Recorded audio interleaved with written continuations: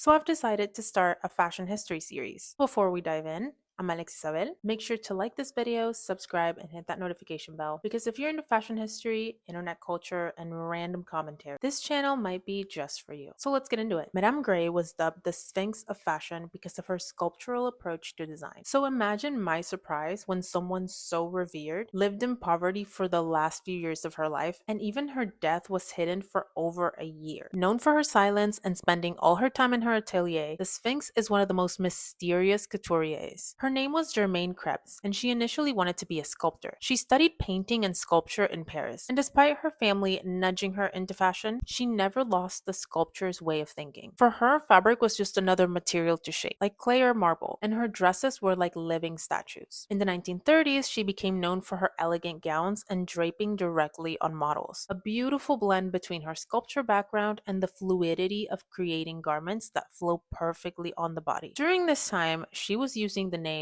Alex, but it wasn't until she designed costumes for The Trojan War Will Not Take Place in 1935 that she gained critical acclaim. She became one of the biggest designers of her time. A few years later, after marrying Russian painter Sergei Zherkov, Germaine adopted the name Madame Grès. And trust me, we'll get back to the husband in a moment. Then the war happened.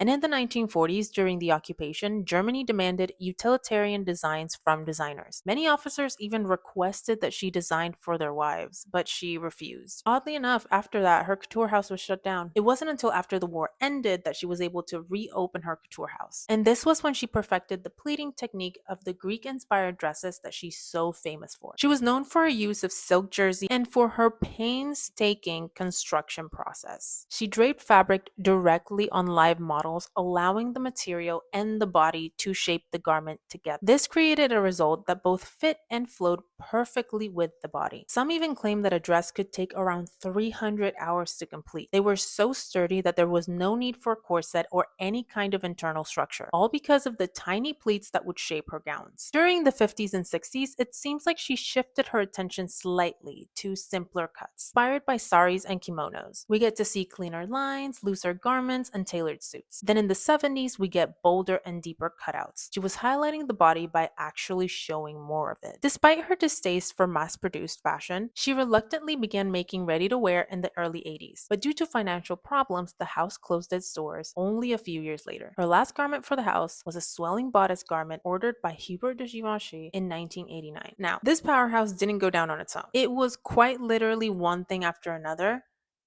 and she wasn't all that innocent. In 1959, Madame Grès launched her signature fragrance. There was an entrepreneur called Milton Stern, and he loved the fragrance so much he wanted to buy the rights to be able to sell it in North America, and signed a 15-year deal that granted him exclusive rights to sell in North America. According to Vanity Fair, she was advised to cut Stern out of his share and then got sued. The lawsuit began in 1968, and it didn't end until 1983, and Stern won 1.6 million. Remember Sergei, that Russian painter that she married?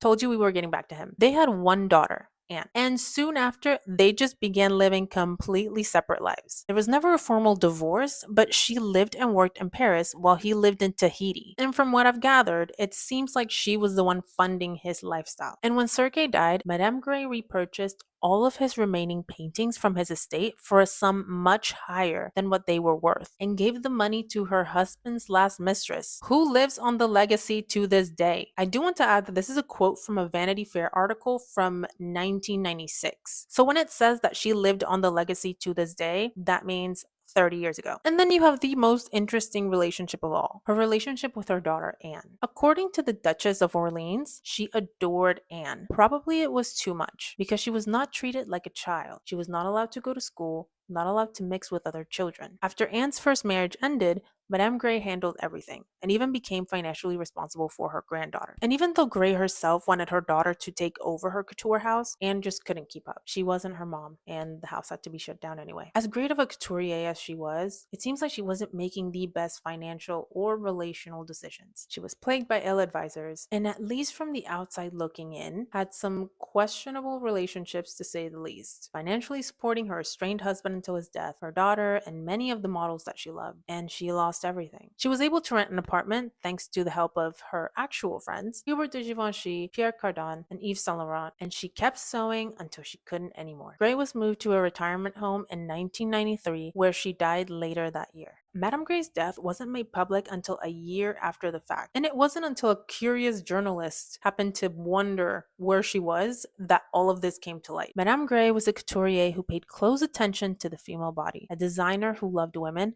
a designer who mastered the art of juxtaposing rigidity and fluidity in her creations. One of the last female couturiers before most major fashion houses were led by men. She had the creativity, the designs, and the reputation, yet her downfall came from her lack of discernment with business and people. But even though her fashion house is no longer standing, her influence remains. Ça représente de l'art, la technique de Madame Grès.